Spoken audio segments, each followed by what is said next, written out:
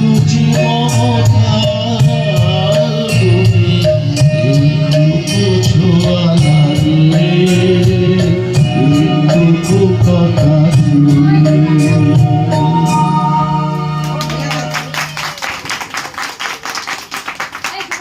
ধন্যবাদ।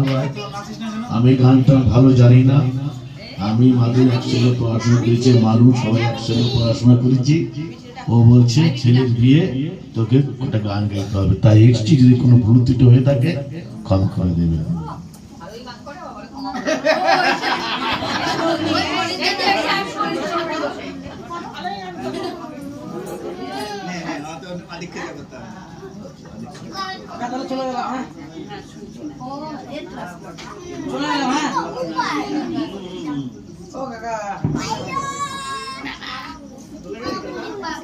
ঠিকঠাক আছে তো?